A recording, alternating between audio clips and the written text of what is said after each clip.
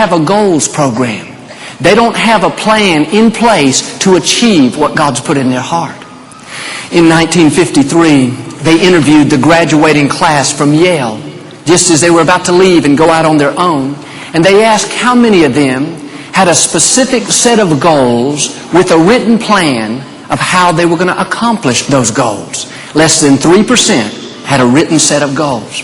20 years later, they interviewed the same class, and they found the people that had written goals were not only happier and more fulfilled, but their income was more than the other 97% combined. Why was that? They were focused. They went out each day with purpose, knowing what they were going to accomplish. They not only kept their vision in front of them, but they developed a plan. They had goals that they were working toward. The scripture says in Habakkuk, write the vision and make it clear.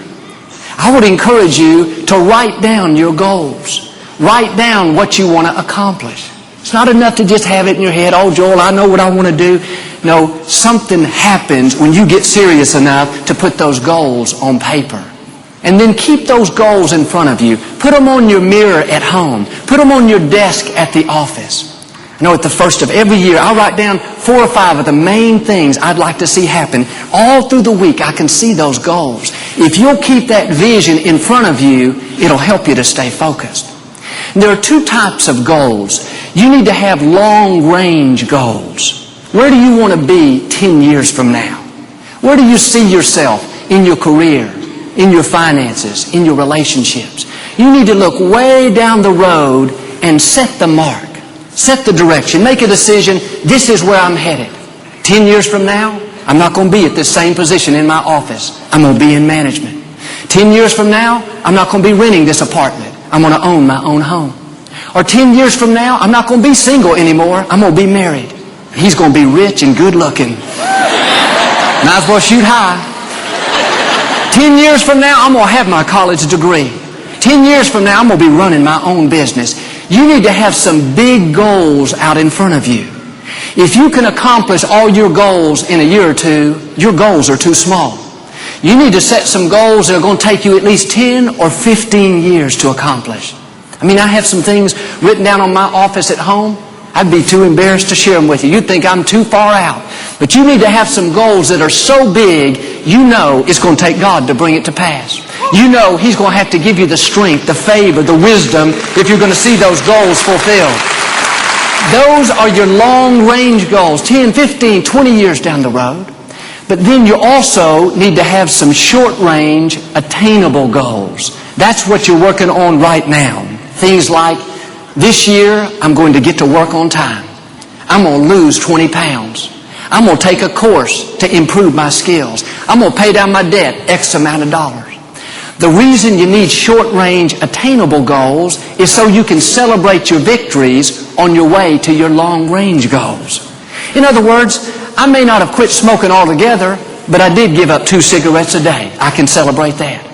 Or you ladies, I may not be a size 8 just yet, but I did lose 5 pounds. I can celebrate that.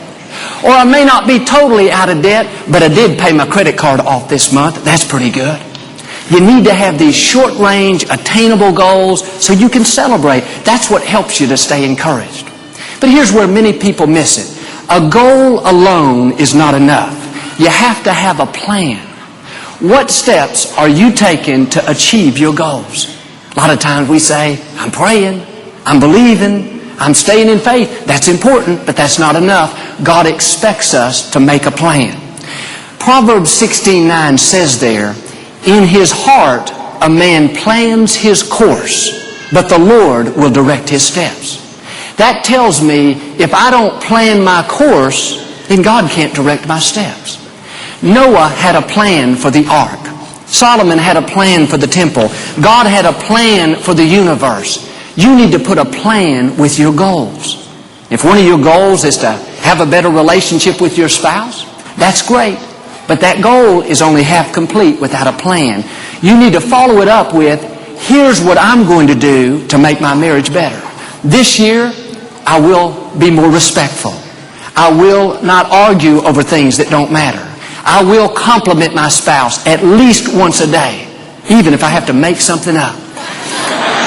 I believe this planning part is the missing link to why many people don't see their dreams come to pass. It's important to have goals. It's important to have dreams, but the plan is the practical part. God puts it back on us.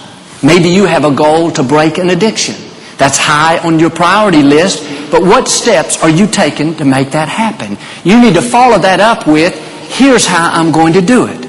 I'm going to attend the recovery class. I'm going to change some of my friends. I'm not going to put myself in the wrong environment. I'm going to go to the support group twice a month. You've got to have a plan. Goals without plans end up being ineffective. And if you will do your part and make the plan to the best of your ability, God will anoint your plan and cause it to help bring those dreams to pass. You don't have to have it all figured out. You may not see how it can happen in the natural. That's okay. The main thing is to get off dead center and do what you can so God can start directing your steps. When you make a move, God will make a move. He'll give you more wisdom, more insight, more favor. I talked to a young man the other day.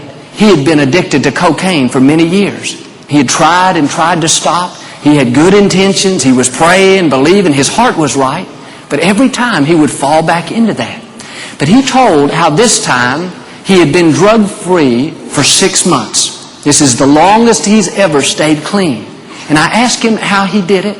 Without missing a beat, he told me 3 things. He had a plan. Number 1, he changed his friends. Number 2, he came to our recovery class. And number 3, he had a friend that would call him every day and encourage him and help him to stay accountable. And this 3rd thing is so important because there are some things we can't overcome on our own. Some things we can't break all by ourselves. When you're making your plan, don't be too proud to ask for help. Don't be too embarrassed to call a friend and say, you know what, I'm struggling in this area. Will you stand with me? Will you help me overcome? Will you hold me accountable? We need each other. If you're struggling in an area today, know that God has somebody there for you. You may not know who they are right now, but if you'll stay open, God will direct your path. He'll bring the right people into your life. And this is one of the main things that keeps us from pressing forward and really fulfilling our dreams. We cannot fulfill everything that God's put in our heart all by ourselves. God created us to need each other. We need the wisdom or the advice from someone that's gone before us. We need a friend to encourage us when we're down.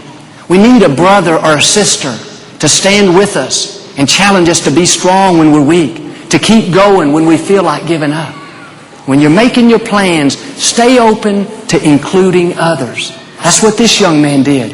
He had failed all those other times, but when he got the right people involved and he put the right plan behind his goals, that's when he overcame.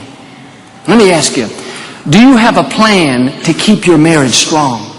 Do you have a plan to improve your skills? Do you have a plan to live a healthy life? A dream is not enough.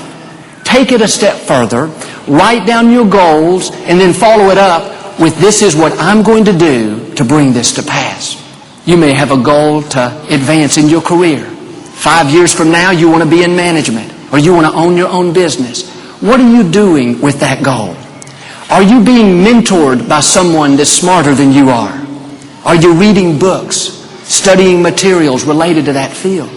Could you possibly take a correspondence course or go to class a couple of nights a week? That's putting actions behind your goals. I have this friend that has a desire to own her own company. Right now, she's got a great job. She's content, but she knows she has more in her. That dream won't go away. So in her free time, she's always learning. She's studying. She's already written her business plan. She knows how many customers it's going to take for her to break even. She knows how much her costs are going to run. She's already got her eye on a certain location.